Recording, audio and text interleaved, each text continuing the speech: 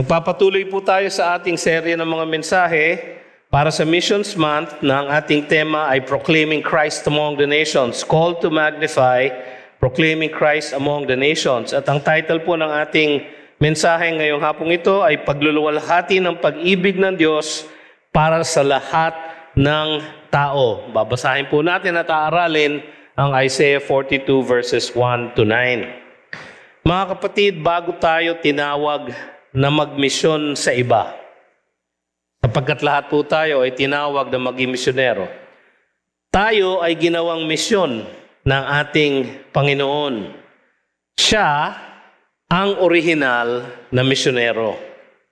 At ang kanyang pagbaba mula sa langit upang iligtas tayo, ang orihinal na misyon ng Diyos para sa kanyang kalwalhatian. Dito sa una, sa 4 na servant songs, makikita natin ang isang mapagmahal na Mesiyas at ang isang nakapagliligtas na misyon. So dalawa lang po ang bahagi ng ating mensahe ngayong hapong ito, ang isang mapagmahal na Mesiyas sa verses 1 to 4 at isang nakapagliligtas na misyon sa verses 5 to 9. Tignan po natin yung una at bago po tayo magpunta ron, isa pong background ng konti. No? Ito pong passage na ito ay nagmumula sa aklat ni Isaiah. Isa sa pinakadakila at pinakatanyag na prophetic books sa buong Biblia. At habang ang kanyang ministeryo ay nangyari nung panahon ng exile ng Israel, mga 740 to 700 BC. So mga 700 plus years bago dumating ang ating Panginoong Hesus.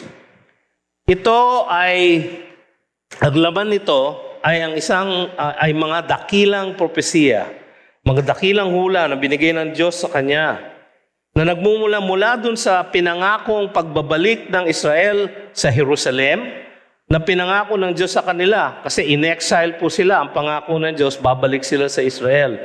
Mula po dun sa pangakong yon, hanggang sa unang pagdating ng Mesiyas bilang isang nagdurusang lingkod, at hanggang sa kanyang pangalawang pagdating ng Mesiyas bilang isang matagumpay na hari.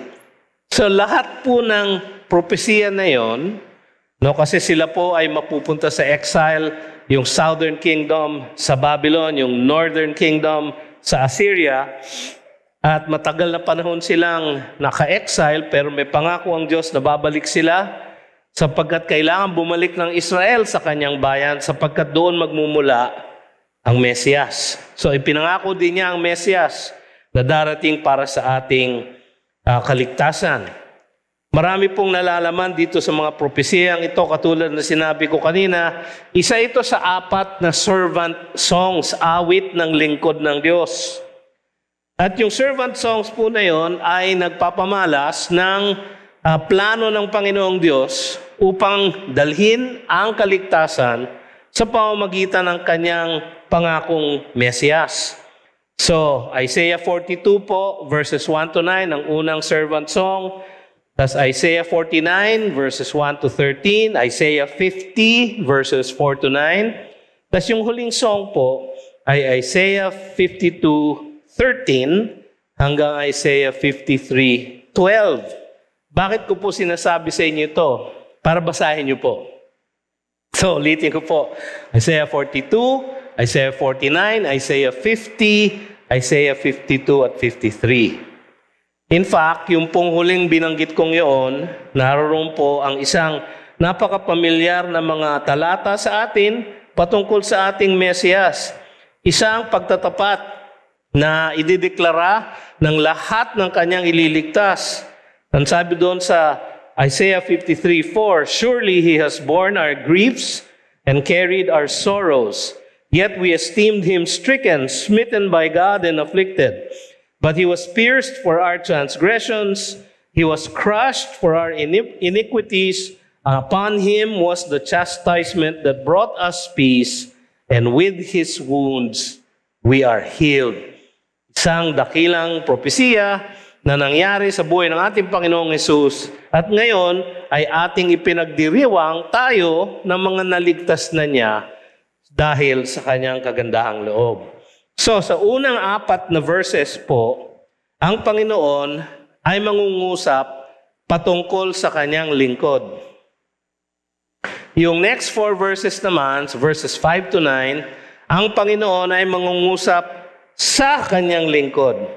So yung una po was about His servant at yung pangalawa po ay to His servant. So kakausapin niya mismo ang Mesiyas. Sa unang 4, ipapakilala niya kung sino ang Mesiyas at sa huling 4 na verses, ikakausapin niya ang Mesiyas na ito at sasabihin niya kung ano ang mission niya para sa mundo. So tingnan po natin ang una, isang mapagmahal na Mesiyas, no? Verses 1 to 4. Panatilihin niyo pong nakabukas ang inyong mga Biblia sa Isaiah 42.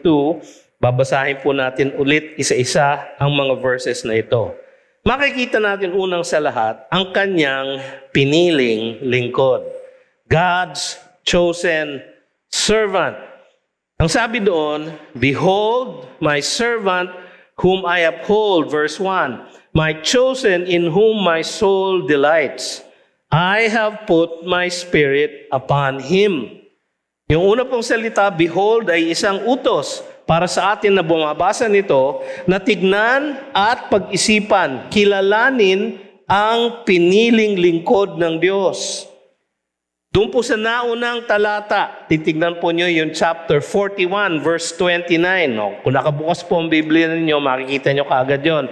Ang sabi din doon, behold, parehong umpisa, pero ibang sinasabi, behold, they are a delusion, their works are nothing, their metal images are empty wind. Yung po ay isang pangungusap tungkol sa mga lifeless na Diyos-Diyusan. At in contrast doon, sabi niya ulit, behold. Ngayon naman, tingnan ninyo, pag-isipan ninyo, kilalanin ninyo ang aking piniling lingkod. Dito sa aklat ni Isaiah, yung pong term na my servant, meron 3 ibig sabihin sa iba't ibang lugar ng Isaiah. Dito po ang ibig niya sabihin dito, ang tinutukoy niya ay ang Mesiyas. Sa iba po, katulad sa Isaiah 45, ang tinatawag niyang servant niya doon, si King Cyrus, isang Persian king, isang hindi mananampalataya na sa kanya ay naglingkod, ginamit ng Diyos upang i-release yung mga Israelita magmula sa kanilang exile para sila ay makabalik sa Jerusalem. So ginamit ng Diyos ang isang pagan king, si Cyrus. Ang tawag niya sa kanya, my servant. Sa ibang lugar ng Isaiah, katulad sa Isaiah 43, ang my servant doon ay ang bayang Israel mismo, sapagkat gagamitin niya ang bayang Israel upang maging halimbawa, upang maging isang missionary country para sila naman ang magpakilala sa buong mundo kay Jesus o sa ating Panginoong Jesus, sapagkat sa kanila magmumula, sa Israel magmumula ang Mesiyas. Ngunit ang pangatlong gamit at ang gamit dito sa ating teksto, si Jesus ang tinutukoy, ang Mesiyas, ang piniling Kristo ng Panginoong Diyos. Siya po ang Messiah dito. Siya po ang servant na tinutukoy dito. Makikita natin yun, lalong-lalo na sa verse 1, makikita natin yung description sa kanya. Malinaw na si Jesus ang tinutukoy dito. At of course, alam din natin, dahil sinabi na ng New Testament. Sabi sa New Testament, itong verse na ito, ang tinutukoy ay si Kristo Jesus. Sabi sa Matthew chapter 12, verses 15 to 21, ay ganito. Matthew 12, 15 to 21. Jesus, aware of this, withdrew from there, and many followed him, and he healed them all, and ordered them not to make him known. This was to fulfill what was spoken by the prophet Isaiah. Anong sabi doon? Anong kinote niya doon? Kinote niya Isaiah 42. Behold, my servant whom I have chosen, my beloved with whom my soul is well pleased. I will put my spirit upon him, and he will proclaim justice to the Gentiles. He will not quarrel or cry aloud, nor will anyone hear his voice in the streets. A bruised reed he will not break, and a smoldering wick he will not quench, until he brings justice to victory, and in his name the Gentiles will hope. Halos word for word na sinitas ng Matthew 12 ang Isaiah 42. At sa Matthew 12, ang tinutukoy doon ay si Jesus. So alam natin na si Jesus ang lingkod. Siya ay servant, sabi dito. Siya ay lingkod upang gawin ang ipinag-uutos ng Diyos Ama. Siya din, ang sabi dito, is one whom I uphold. Isang pinili ng Diyos upang kanyang suportahan, upang kanyang hawakan, mariin. Parang gagamitin niya bilang instrumento para sa kanyang sariling kaligtasan. So siya ay one whom I uphold. Siya din ay chosen.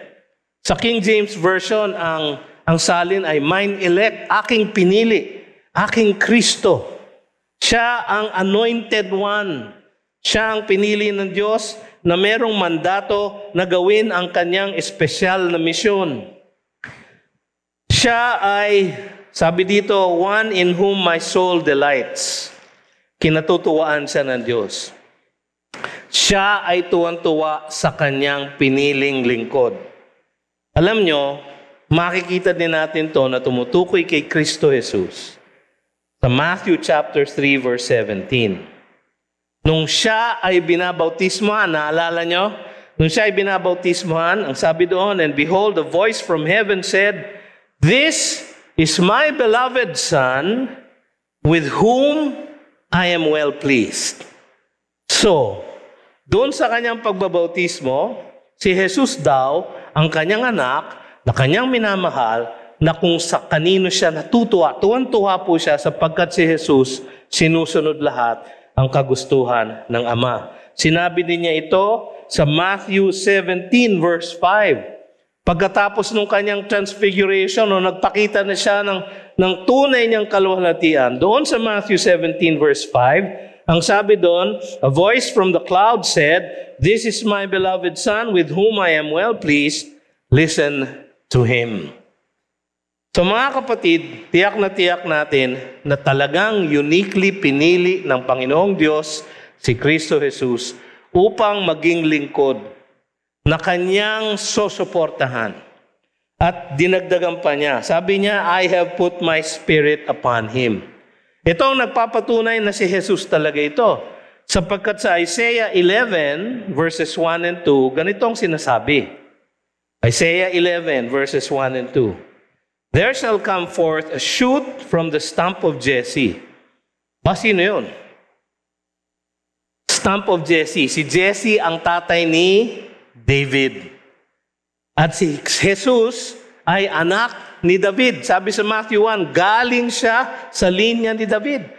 Galing siya sa linya ni Jesse. So sa Isaiah 11:1, sinabi doon na ang isa na galing sa stump ni Jesse, sa linya ni Jesse, a branch from his root shall bear fruit. Nasabi sa verse 2, and the Spirit of the Lord shall rest upon him. The Spirit of the Lord shall rest upon him. The Holy Spirit, ang diwang banal. The Spirit of wisdom and understanding. The Spirit of counsel and might. The Spirit of knowledge and the fear of the Lord. Itong Spirito ng Diyos na ito, ang diwang banal, ang siyang magpapalakas at magbibigay kalakasan sa ating Panginoong Jesus. So, para sa kanyang pagiging tao, siya ay magkakaroon ng divine strength. Bakit? Sapagkat siya ay merong misyon. Merong ipagagawa sa kanya ang Diyos Ama. So tingnan natin, itong kanyang piniling lingkod, ay makikita natin ay kanyang mapagmalasakit din na tagapagligtas. So si Jesus na kanyang tinawag, pinili, sinuportahan, at ibinigay ang kanyang espiritu, siya ay magiging isang mapagmalasakit na tagapagligtas. Saan natin makikita yon? Tingnan niyo po yung verse 2. Verse 2, He will not cry aloud or lift up His voice or make it heard in the street. A bruised reed He will not break, and a faintly burning wick He will not quench. Tapos punta kayo sa verse 4. He will not grow faint or be discouraged. So alam natin, ayon sa verse 4, na hindi siya mahihirapan o hindi siya madi-discourage. Ang ibig po sabihin nun, merong mangyayari sa kanya na paghihirap na maaari siya maging discouraged. Pero hindi po siya manghihina, hindi po siya tatalikod sa kanyang pagmimisyon. Kahit na napakataas ng kanyang pagtawag, siya ay anak ng Diyos, siya ang piniling lingkod ng Diyos, siya ay nilalarawan dito bilang isang mapagmalasakit na Savior. No? Nung siya ay unang dumating si Jesus na isang aba na tao, isang humble, lowly, no? Tahimik.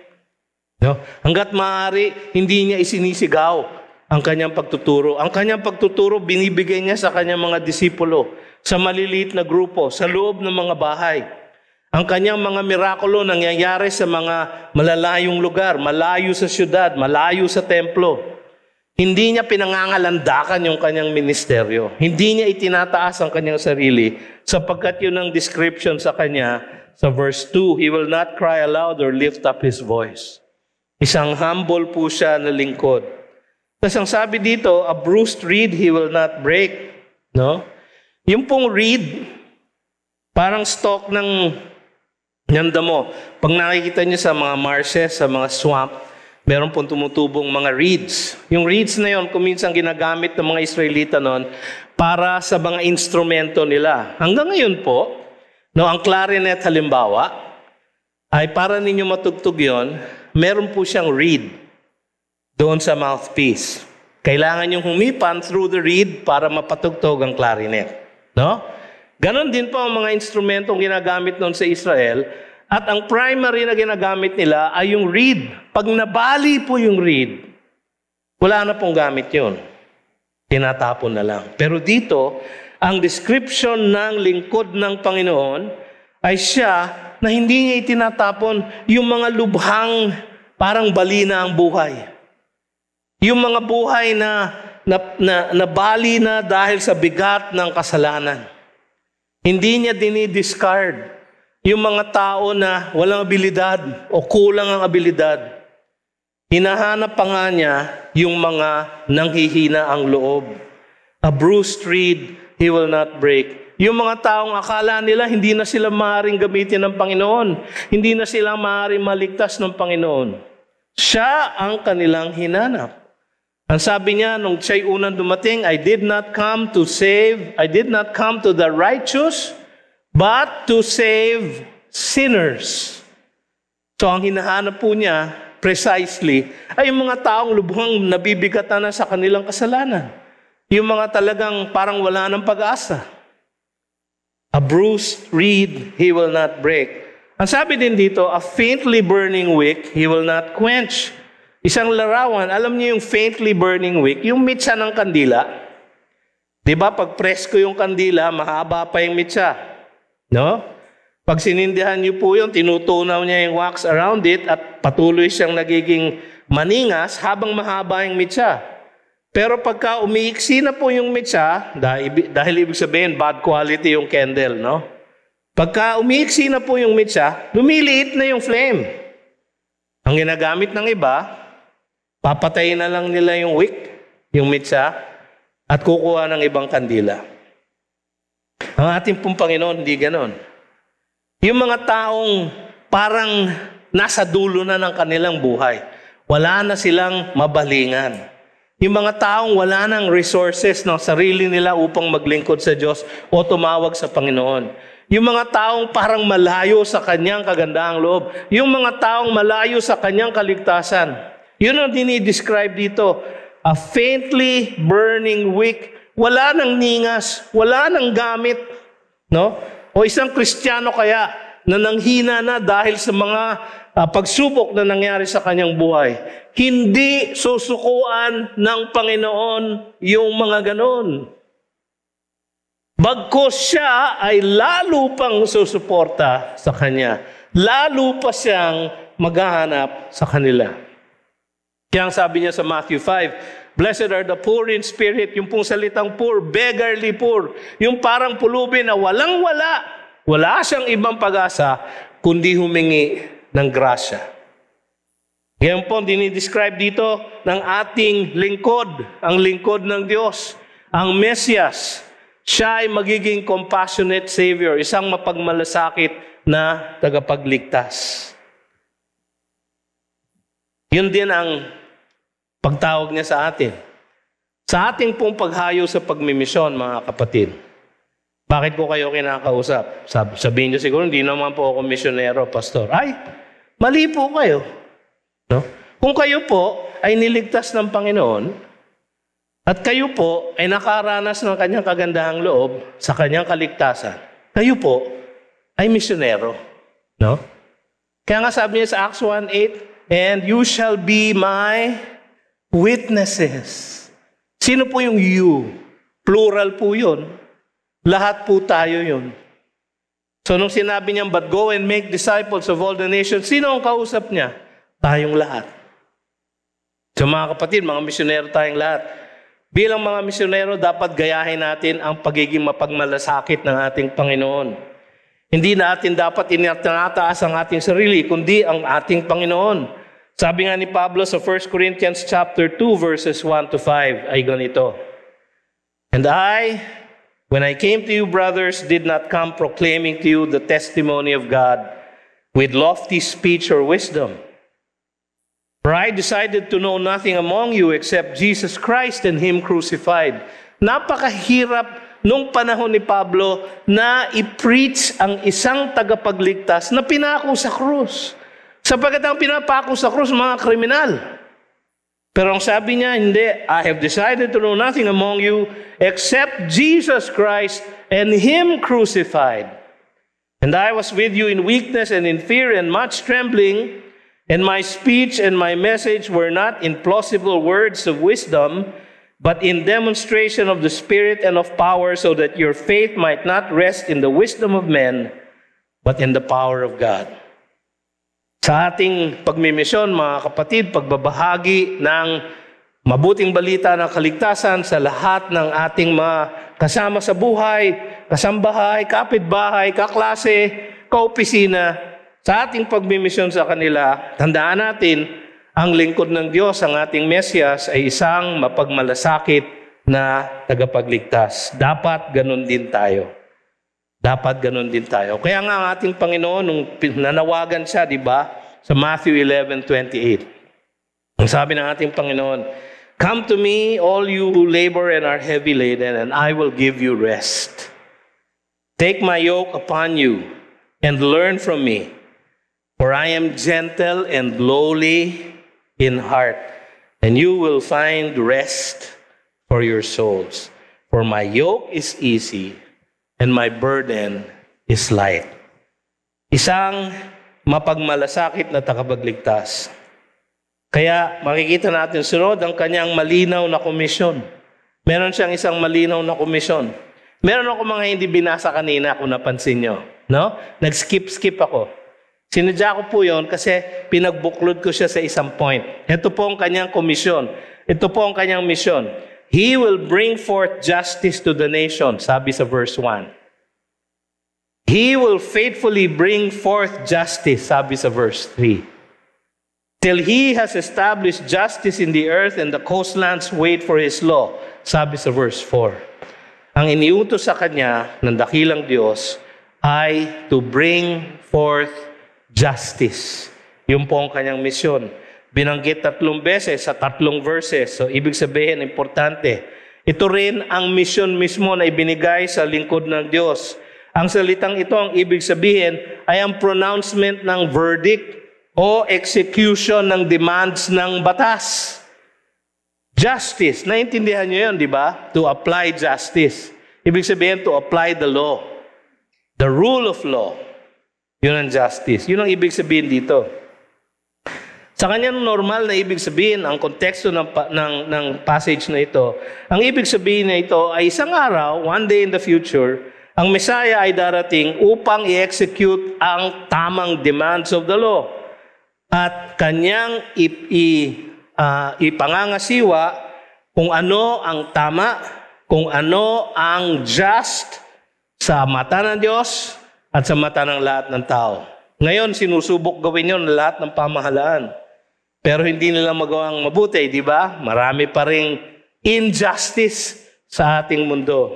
Pero isang araw, sa kanyang pagbabalik, ang ating Mesiyas ang mag-i-impose, mag-i-implement ng tunay na hustisya, tamang hustisya sa mata ng lahat.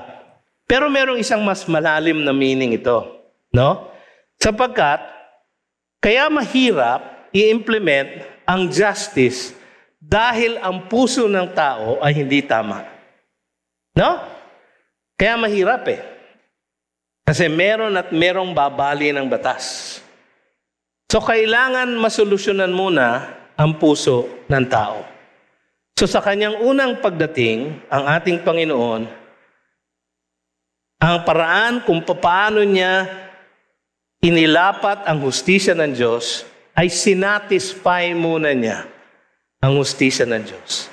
Alam niyo kasi hindi maghahari ang kagandahang loob ng Diyos kung walang maliligtas, sapagkat kanya na lang susunugin ang lahat. Di ba? So, unang dumating si Jesus, kanya munang sinatisfy yung demands ng hustisya ng Diyos. Ano ang demand ng hustisya ng Diyos? Lahat dapat sumusunod sa aking kautusan. At kung kayo'y hindi sumunod, kayo'y mamamatay. Yun ang kanyang demand. Nung dumating si Jesus, lahat ng kautusan ng Diyos kanyang sinunod.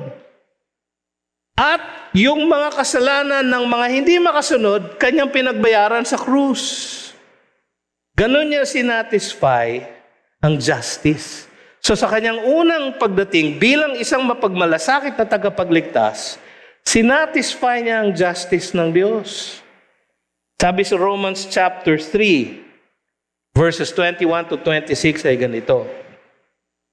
But now the righteousness of God has been manifested apart from the law, although the law and the prophets bear witness to it. The righteousness of God, ang hustisya ng Diyos. Kasi yung salitang righteousness at yung salitang justice sa original language, halos magkapareho. The righteousness of God through faith in Jesus Christ for all who believe. Ganyan daw ang kaligtasan. This is how we are made right before God. Tayo ay nagiging tama sa mata ng Diyos sa pamamagitan ng ginawa ni Kristo Jesus para sa atin. For all have sinned and fall short of the glory of God. Ang lahat ay bruised reeds. Ang lahat ay faintly burning wicks. Ngunit ang ating mapagmalasakit na Savior, na tagapagligtas, siya ang maglilingap ng lahat ng ito. For all have sinned and fall short of the glory of God. Kasabi sa verse 24, and are justified by His grace as a gift. Ayun, lumabas na yung justice ng Diyos. We are justified by grace as a gift through the redemption that is in Christ Jesus. Yung ating pong paniniwala sa Kanya ang ating kaligtasan. Sapagkat siya ang sumunod sa lahat ng utos ng Diyos, siya ang nagbayad ng kasalanan ng ibang mga tao. So mga kapatid, sabi dito, the redemption that is in Christ Jesus, whom God put forward as a propitiation, pagbabayad sala, by His blood, to be received by faith. By faith. This was to show God's righteousness or justice, because in His divine forbearance, He had passed over former sins. Tapos verse 26. It was to show His righteousness at the present time, so that He might be, si Kristo, so that He, Christ, might be just and the justifier of the one who has faith in Jesus. ganyan po niya i-deliver ang justice nung siya ay unang dumating. Sa kanyang pagdating muli, ngayon, ipalalaganap niya ngayon ang true justice. Sapagkat marami na siyang niligtas, ang kanyang mga iniligtas ay kanyang isasama sa kanyang pagbabalik, at sila ay mga kapwa niyang mamumuno sa kanyang millennial kingdom. At kanyang i-implement ang tunay na justice, sapagkat ang mag-i-implement na kasama niya ay yung mga justified niya. Nakuha niyo? Yung una niyang pagdating, yung justice na achieve niya sa kanyang pagkamatay sa krus. Yung pangalawa niyang pagdating, yung justice ipalalaganap niya sa kanyang pamumuno sa buong mundo. So mga kapatid, yan ang ating loving Messiah. Yan ang ating mapagmahal na Mesiyas. Pangalawa, meron siyang isang nakapagliligtas na misyon. Verses 5 to 9. Ang sabi sa verse 5 ay ganito, "Thus says God, the Lord, who created the heavens and stretched them out, who spread out the earth and what comes from it, who gives breath to the people on it and spirit to those who walk in it." Tapos sabi sa verse 8, "I am the Lord, that is my name. My glory I give to no other, nor my praise to carved idols. Behold, the former things have come to pass, and new things I now declare. Before they spring forth, I tell you of them." Anong sinasabi ng mga verses na ito? Pinapakilala ng mga verses na ito kung sino ang nagbigay ng kautusan, ng komisyon, doon sa ating Mesiyas. Kanino ba galing yung mandato para siya ay maging tagapagligtas? Kanino bang nanggaling yung plano para iligtas ang buong sansinukob, ang buong sanlibutan? Ang verse na ito, ipinapakilala kung sino siya. Sabi niya, "Thus says God." Kasi sinabi niya ang pangalan niya, the Lord. Parang hindi pangalan yon sa Ingles.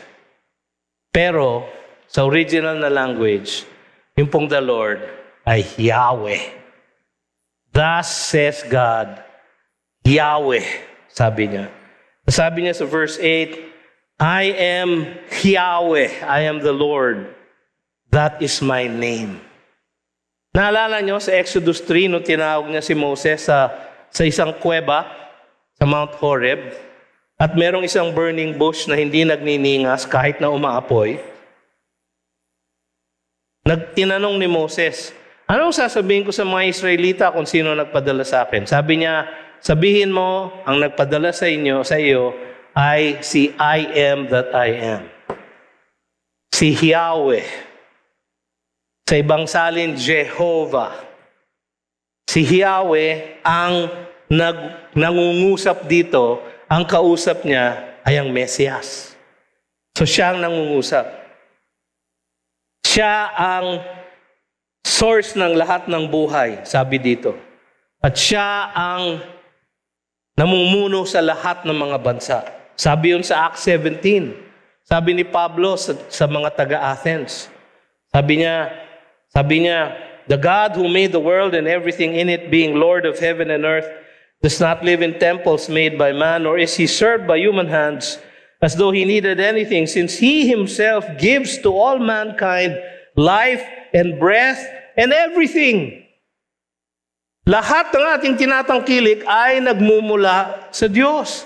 Kahit na ang ating bawat hininga, kahit na ang bawat tibok ng ating puso. Ang lahat ng nangyayari sa ating mundo ay pinamumunuan niya. At walang ibang Diyos kundi siya. There are no other gods. Sabi sa Isaiah 45, "I am the Lord and there is no other besides me.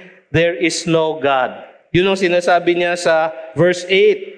"I am the Lord, that is my name. My glory I give to no other, nor my praise to carved idols." Hindi makita ng taong Diyos, kaya gumagawa sila ng mga idol.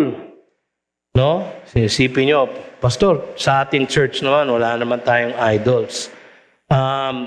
Hindi po, yung mga carved images, hindi lang po yun ang mga idol. No?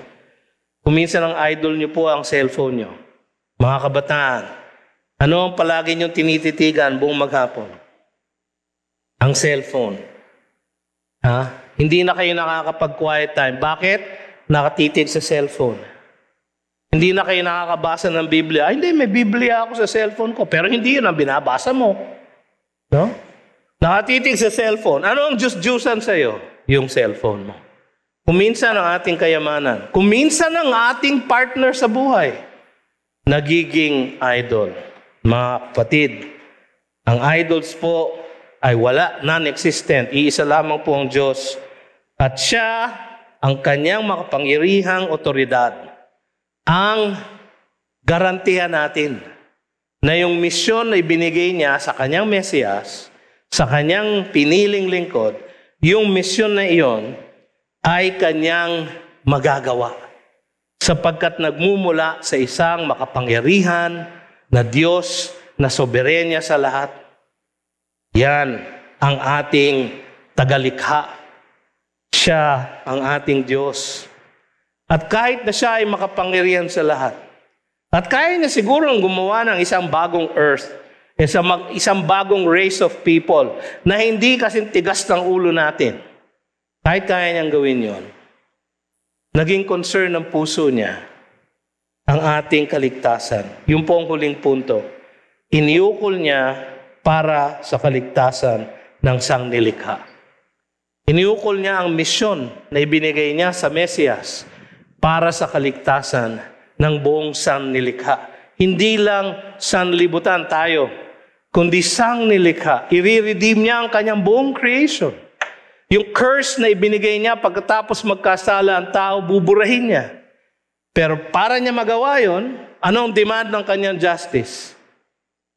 Sundin mo ang lahat ng aking kautusan, at kung hindi mo masunod, bayaran mo ng kamatayan. Katulad na sinabi ko kanina, ang ating Mesiyas, kanyang nagawa yon. Kaya sa verse 6, sabi dito, I am the Lord, I am Yahweh, sabi niya, I have called you. Sino yung you? Kausap niya yung Mesiyas. I have called you. Bakit ko alam na isang tao lang kausap niya? Kasi yung salitang you sa original language, singular. I have called you, sabi niya, in righteousness. I will take you by the hand and keep you. So, suportahan kita. Bibigay ko sa iyo ang aking espiritu. Bibigyan kita ng kapangyarihan at kalakasan. I will give you as a covenant for the people. Ibibigay kita bilang isang pangako, isang promise. At hindi po ba ang ating Panginoon ay ipinangako ng Diyos para sa ating kaligtasan? Ang sabi sa John 1:29, Behold the Lamb of God who takes away the sin of the world. Sabi ni John the Baptist, di ba? Kailangan niyang maging called in righteousness. Kailangan siya righteous. Bakit? Sapagkat kanyang gagawin ay to bring forth justice, to bring forth righteousness. Paano niya nagagawin yon kung hindi siya righteous? Pero kaya ba siya pinili ng Diyos dahil siya ay naging righteous? Hindi po. Sapagkat ang ating paniniwala at ang sinasabi ng Biblia, ang ating Panginoong Jesus ay nag-exist even before time began. No? Kasabay siya, kasama siya ng Diyos Ama, ang Diyos Anak at Diyos Espiritu Santo. So datapwat siya ay originally, from the very beginning, kahit na siya ay walang beginning, from eternity past siya na po ay righteous. Kaya sabi dito, I called you in righteousness. Bakit importante yon? Sapagkat kailangan ang maging pagbabayad sala sa atin, sa ating mga kasalanan, ay isang taong walang kailangang bayarang kasalanan. Para sa kanyang kamatayan, ang babayaran niya ang kasalanan ng iba, hindi kasalanan niya.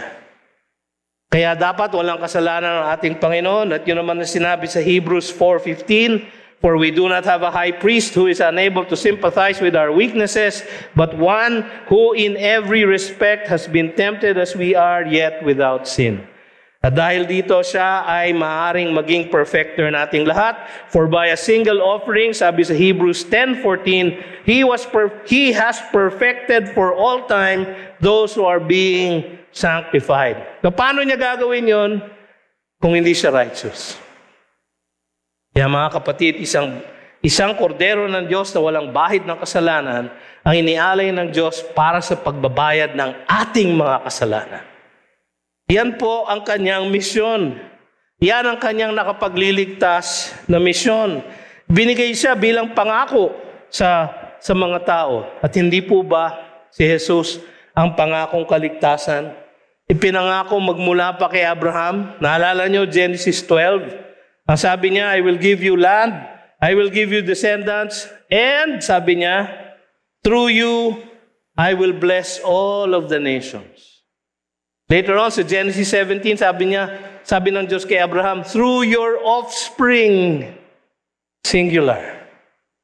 Isang magmumula sa iyo, at hindi po ba ang ating Panginoong Hesus ay nagmula sa lipi ni Abraham? So, siya yung offspring. At sa pamamagitan ng iyong offspring, sa Genesis 17 pa lang, pangako na ng Diyos, aking pagpapalain ang buong mundo. Ano yung pagpapalang yun? Kaligtasan. At ngayon, tayo nakikilala na natin na siya ang ating tagapagligtas. He will be a light for the nations. Noon siya ay pinanganak, naalala niyo sa Luke chapter 2, dinala siya sa templo. Diba? At merong isang propeta doon, si Simeon, isang matandang lalaki, na hinihintay ang pagdating ng Mesyas. At ang sabi ng lalaking yon, for my eyes have seen your salvation, that you have prepared in the presence of all peoples. A light for revelation to the Gentiles. Ano yung kinukot niya? Isaiah 42. A light for revelation to the Gentiles and for glory to your people, Israel. Magiging light siya to the nations. Nung kanyang pagdating sa John chapter 1 verse 4, anong sabi ni Juan tungkol sa kanya? In Him was life, and the life was the light of men. Siya mismo sa John 8:12, ang sabi ni Jesus mismo sa John 8:12, I am the light of the world. Siya yung pinangakong light dito sa Isaiah 42. At tayo rin, na kanyang mga misyonero, tayo ay magsisilbing ilaw sa ibang mga tao na hindi pa nakakakilala sa Diyos. At siya ang magbubukas ng ilaw sa kanilang mga pag-iisip para sila ay makakilala sa Kanya. Yun ang sinabi ni Pablo sa 2 Corinthians 4:6. For God who said, let light shine out of darkness, has shone in our hearts to give the light of the knowledge of the glory of God in the face of Jesus Christ.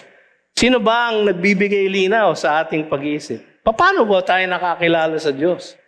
Di ba yung iba sa atin, matagal nang nakikinig ng gospel, lumaki pa nga sa Sunday school, na ipinanganak sa mga bahay ng mga ebangheliko at protestante at nakarinig ng mga pag-aaral ng mga ating ninuno na Baptist. Pero parang hindi natin maunawaan, di ba? Pero isang araw, parang biglang nagkaroon ng liwanag ang ating pag-iisip. Yun yung action ng Espiritu Santo na binubuksan yung ilaw.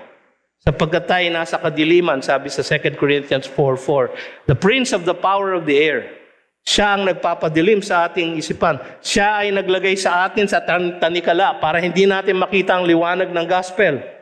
Pero ang ating Panginoong Diyos ang siyang nagbukas ng ilaw. Kaya walang maaaring maligtas kung hindi bubuksan ng Panginoong Diyos ang ilaw na iyon. Kaya di ba sabi ni Kristo Jesus sa John chapter 6, verse 44, unless the Father draws him, no one can come to me, sabi niya, unless the Father draws him. Unless the Father draws him. Sa Isaiah 42 pa lang, makikita natin, nagbigay na ng utos ang Diyos Ama. Sabi niya, anak, ako'y natutuwa sa iyo. Tinawag kita sa katuwiran. Anak, bibigay ko sa iyo ang aking espiritu, ang aking kapangyarihan. Anak, ikaw ang magiging ilaw. Ikaw ang magbubukas ng ilaw sa puso't isipan ng mga mananampalataya sa iyo. Yung po ang kanyang ginawa. Kaya sabi sa 1 Peter 2:9, but you, Ang tinutukoy ni Pedro dito ay ang lahat ng mga nanampalataya na kay Jesus. But you are a chosen race. Pareho ng ating Mesiyas. Chosen. A royal priesthood. A holy nation. A people for His own possession. That you may proclaim the excellencies of Him. Yan ang ating misyon. To proclaim the excellencies of Him.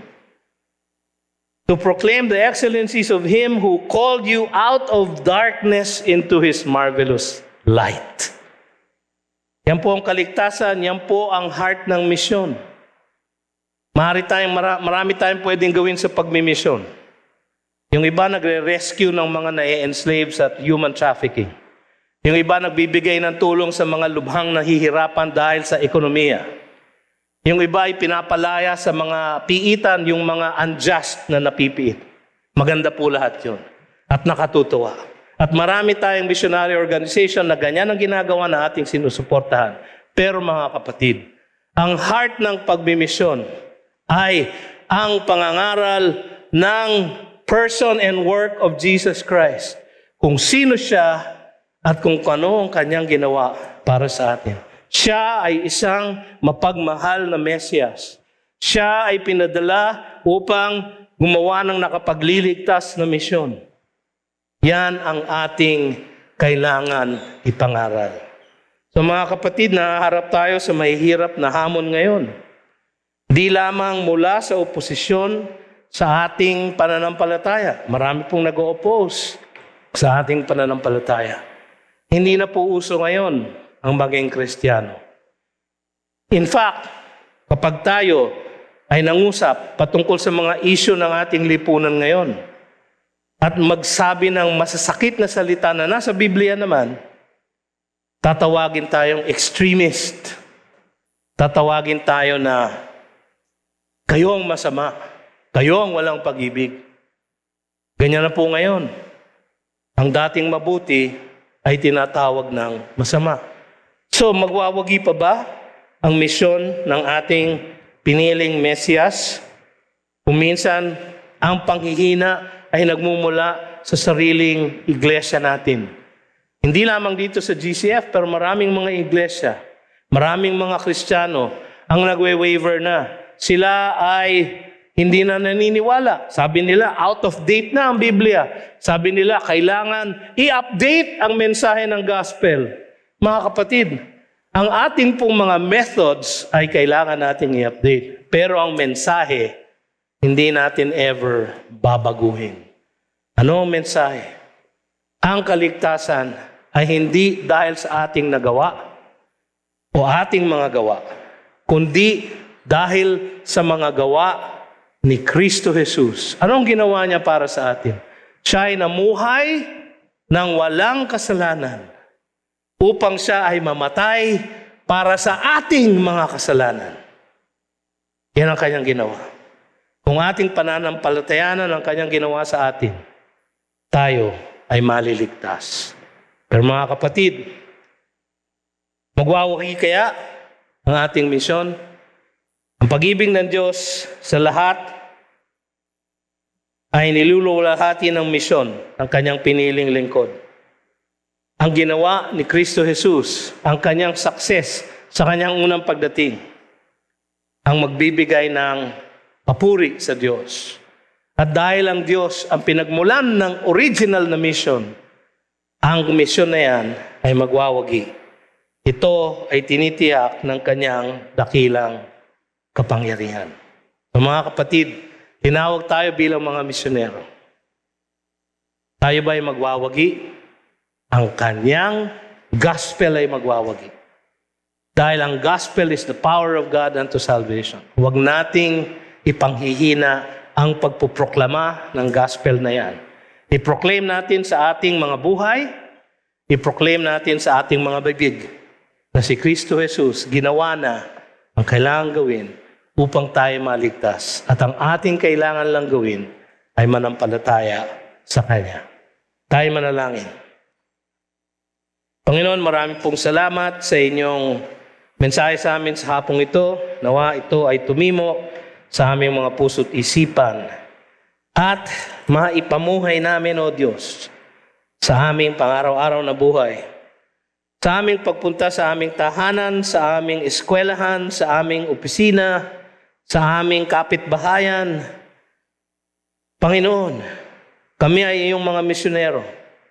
Bigyan mo kami ng pagkakataon na ipangaral ang inyong mabuting balita ng kaligtasan, na maibahagi ito sa lahat ng aming makakasalamuha. Kayo po ang manguna sa amin at ihanda ang mga puso ng mga taong aming kakausapin upang sila ay inyong madala sa inyong paanan. Ito ang aming samot dalangin sa pangalan ni Jesus.